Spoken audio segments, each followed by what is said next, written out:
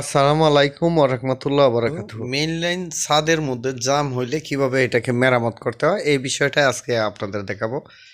এখানে দেখুন এই সার্কুলার বক্স থেকে এই যে পাইপটা আছে এটা এতটুকু ভাঙা হয়েছিল, এইদিকে একটা ফুটা করছিলাম, এরপরেও এই ক্লিয়ার পাওয়া যায় না। এখানে যখন ছিদ্রটা করছি তখন কিন্তু পাইপটা ক্লিয়ার পাওয়া গেছে। এখন এটাকে আপনাদেরকে দেখানোর জন্য আমি আজকে এই একটা যন্ত্র বানাইছি। যদি আপনারা না হাসেন তাহলে দেখতে পারবেন এখান থেকে এটা পুরোটাই জ্যাম, ঠিক আছে। এটাকে ক্লিয়ার করে আমরা এটাকে মেরামত করব। তখন এই যে এখানে যে পাইপটা আছে এটাকে এই কর্নারটা রয়েছে এটা ভাঙলাম, পড়লো এই দিক থেকে সবটুকু মানে পুরা পাইপ ফ্রি আছে আর কি। এখানে একটু কাটছি, কাটার পরে দেখেন এখানে কাটার পরে সুরাহা পাই নাই, এখানে একটু ছিদ্রি করলাম, তাতেও সুরাহা পাই নাই। এখন এখানে একটু ছিদ্রি করার পরে এটা সুরাহা পাইছি। এখন এটার ভিতরে এখনো সিমেন্ট রয়েছে। এই যে দেখেন আমার একটা যন্ত্র, এই যন্ত্রটা একটু অ্যাঙ্গেল, মানে এই যে বিদ্যুতের পিলারের যে ছিদ্র আছে ওইটার ভিতরে দিয়ে এটারে বানাইছি আর কি। তো এটা এই একবারে জ্যাম। এখন এখানে ঢুকানো হচ্ছে, ঢুকানোর পরে একটু দেখেন অ্যাঙ্গেল করে রাখছি। এতটুকু জায়গা যদি আমরা গ্রাইন্ডিং মেশিন দিয়ে কাটি, সারটা কাটা অনেকটা ঝামেলা না, বা একটা দেখলেও তো মানুষের মন্দ বলবে। তো তার জন্য আমরা চাচ্ছি যে এটাকে রিপেয়ারিং করার জন্য। তো কিভাবে সহজেই রিপেয়ারিং করি সরাসরি লাইভ কাজটুকু যদি দেখেন আপনাদের একটা ধারণা পাবেন। এই যে দেখুন আমি এদিক দিয়ে ফিটা দিতেছি, একটু অ্যাঙ্গেল আছে বিদায় এটা সরাসরি ঢুকতেছে।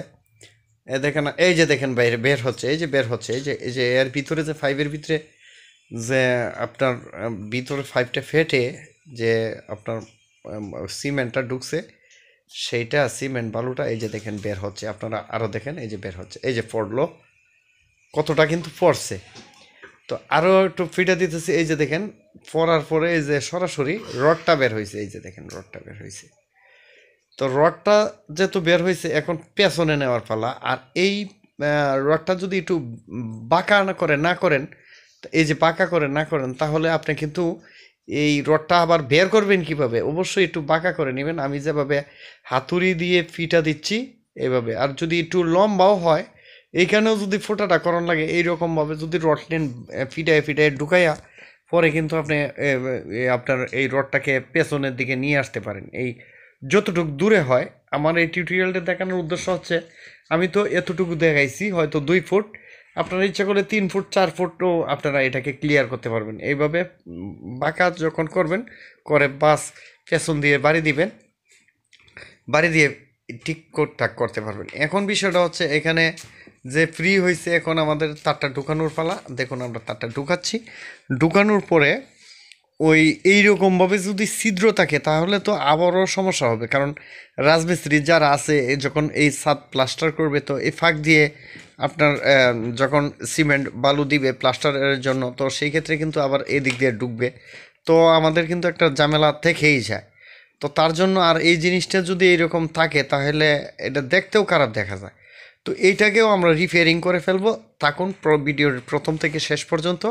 আশা করি কিছু না কিছু হলেও সরাসরি কাছ থেকে কিছু না কিছু হলেও শিখতে পারবেন।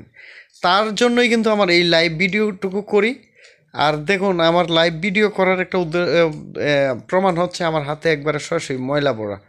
তো এইখানে যেহেতু একটু গোল আছে, তো ভিতরে যেহেতু হোলটা থাকে মানে ছিদ্রটা থাকে, তার জন্য এইরকম একটা কণা নেবেন, পাতলা করে ইটের একটি কণা নেবেন।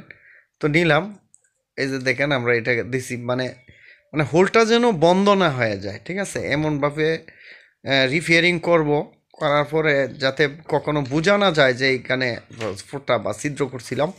আর এইখানে যে ফুটাটা এখন করছি, তো অনেক সময় কিন্তু আপনারা যদি কোনো পয়েন্ট করতে চান, তো ওই যে ফোঁটাটা করছি এই ফোঁটাটা কিন্তু অনুসরণ করতে পারেন।